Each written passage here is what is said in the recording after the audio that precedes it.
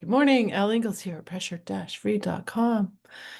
Welcome to this show. If you're new to my show, I am Al Ingalls. I'm the creator of the Pressure Free Method, which is an on-the-go stress management method. So I help individuals and teams interrupt the stress response to flourish mentally and physically, behaviorally as well. And let's see, yesterday I was coaching clients and they also held my mastery call, which is for people who've gone through my program or in my program. And something I love a client say, and one of my clients said this, I want to share it today. So we were talking about the fact that it's in these moments that we if we're not aware, we'll trigger the stress response, and it has a huge impact on the rest of the day, on the next few hours, on the rest of the day, on the rest of your life, really. And so one of the clients said, my long-term health is not worth this moment. And what we were reflecting on is that if you were starting to feel anxious or angry or annoyed or ashamed about something, like it's right in that moment that you're going to make a decision. And most of them are subconscious at first. You just fall into the same pattern you've done for years or decades. But when you can make a decision and say, okay, getting upset in this moment is not worth my long-term health, that's game changer. So we were talking about that last night, and two things came up for me as I started to think about that this morning. And that's something I say a lot to my clients and to myself too, is our past does not define our future, and our genetics do not define our future. If you were to look at the intake on a health form of my genetic makeup with my parents. My father, beginning in his 30s, had heart disease and diabetes. Okay. Managed it first with diet for years, and then he started to have to take insulin in his 60s. I'm 63. My mother at this point had had breast cancer her first time. So cancer, diabetes, and heart disease, those were three things that I always kind of had, how should I put it? Not necessarily if those things would happen to me, but it was always kind of like, when is this gonna appear? Because isn't it a part of my genetic makeup? When I first created Pressure Free, I was talking to an endocrinologist and sharing what I was doing, and he was so fascinated by it. And he said, you need to understand and go deep into some study on epigenetics. Epigenetics has a couple of definitions. What he was focusing on with me was the power of our emotions to affect our very genetic material. So I spent a few months diving into studies and research on how our thoughts affect our very genetic material. Now that is pretty interesting. The reason I say your genetics do not define your future is whatever is in your genetic makeup, what's far more powerful is whether or not you're releasing stress hormones, because stress hormones are the things that really cause us to deplete our energy stores, deplete our ability to keep our telomeres healthy on the ends of our chromosomes. Every thought we have actually matters. Every thought we have has an impact on all of this, on every cell, on every piece of our DNA. Understanding that, I started to think, okay, so that can be a motivator. Some people are motivated by what they want to achieve, by what they want, and some are motivated by what they don't want. So you can ask yourself, like, what do I want? What do I really desire? What am I aiming for? And then what don't I want? One of the clients who came up with this quote, so my long-term health is not worth this moment, had just come from the funeral of her 100-year-old grandmother. I too had a 100-year-old grandmother. My mother, though, was only 68 when she passed away, and it was her mother who lived to be 100. And I think that no one in our family would have thought that we would lose our mom so young, my mother so young, because of how the longevity of my grandmother. But there's so many factors that affect us. And the deepest factor is the effect of the stress response on our very well-being. So when you can start to look at your moments and reflect and think, you've got that little 10-second window. That's the power of pressure free right there. This 10-second window. So you're starting to feel a certain emotion that could trigger the stress response. Let's pick annoyance. So you're starting to feel a little annoyed about something. It's right in those moments that you decide the trajectory of the rest of your day, down or up, and impact your entire life. Plus, every decision you make in the hours after you've triggered the stress response is going to be influenced by how these make you feel. So stress hormones can make you feel threatened by the smallest thing. They can, the first flood of hormones can make you feel incredibly powerful.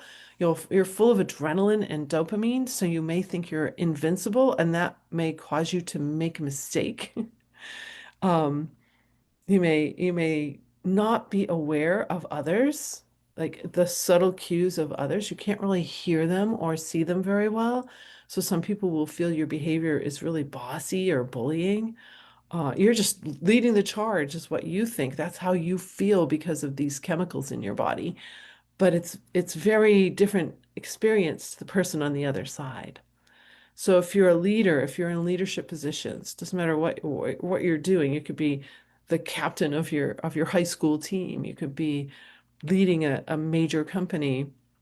When you can gain control of these stress hormones, your leadership is going to change because you're actually going to hear and see people in a whole different way.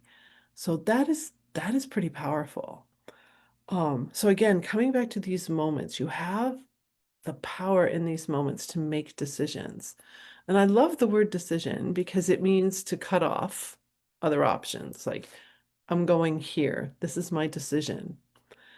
So when I was first figuring this all out and making those micro decisions for myself, I kept coming back to, I want to be healthy.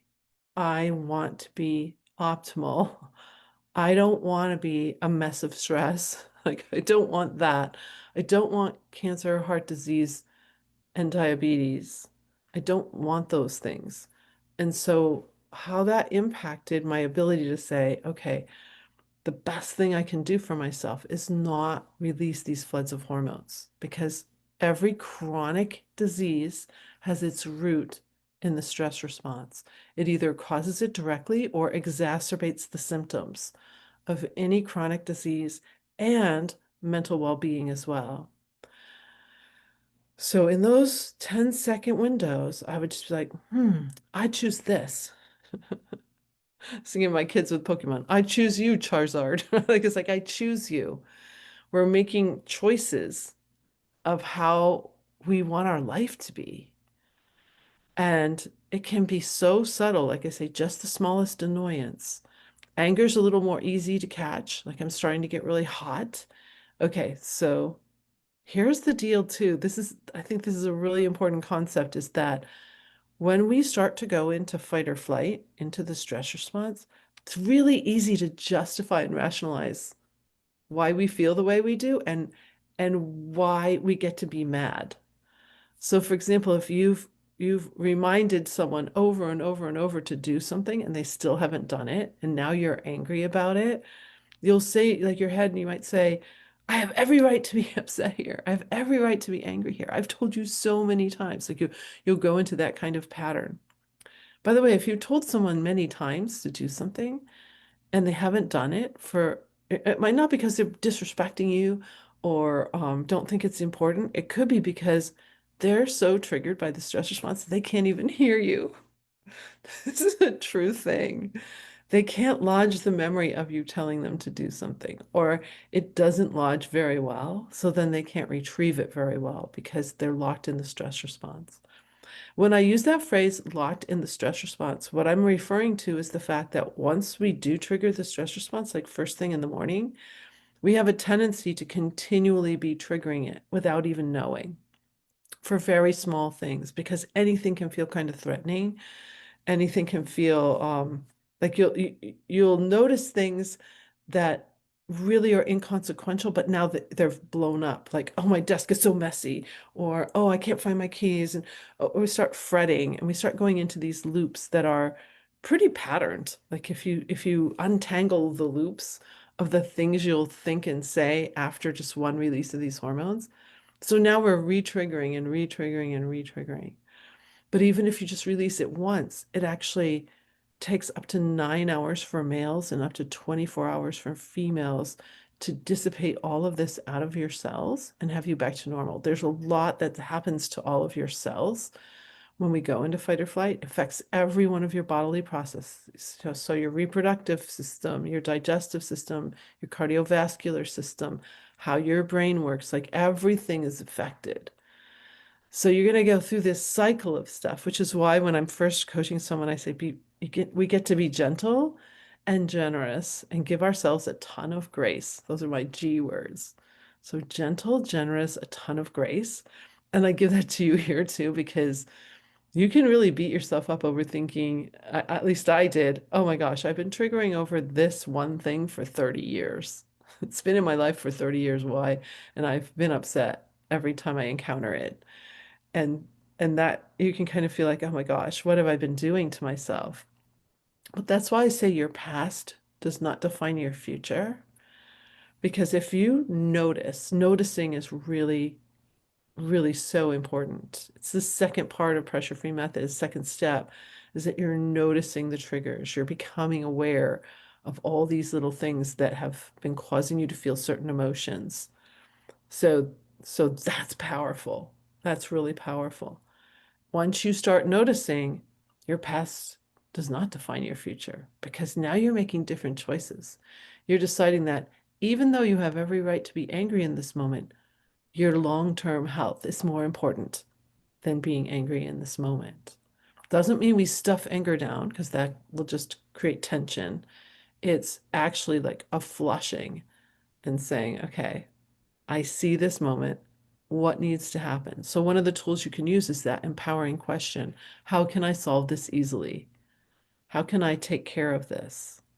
What can I do to make this easier? If it's a team situation, what might we do? What might we, how can we fix this?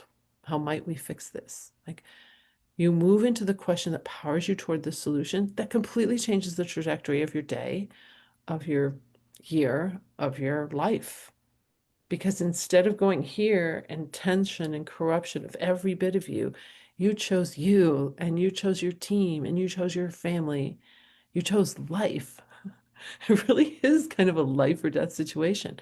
We talk so much about longevity today, and yet I'll look at people, I'll see people online talking about it, and their face is so tight and their bodies are so tight. There's not a lot of signs to me that that's going to produce longevity. And again, I come back to diet and exercise are great, but in my CEO book, I talk about Ranjan Das, who did all of that and yet died at 42. So, what's really happening? What's really going on? Understanding the stress response, it comes back to that always. So, our long-term health is not worth this moment. It's not worth this moment of feeling like, oh, I have every right to be angry, whatever it is you say to yourself. Um, it is so powerful to know that your past doesn't have to define your future and your genetics don't have to define your future. You get to create you and you do it moment by moment. That to me is the power of pressure free. I wish you a beautiful pressure free day.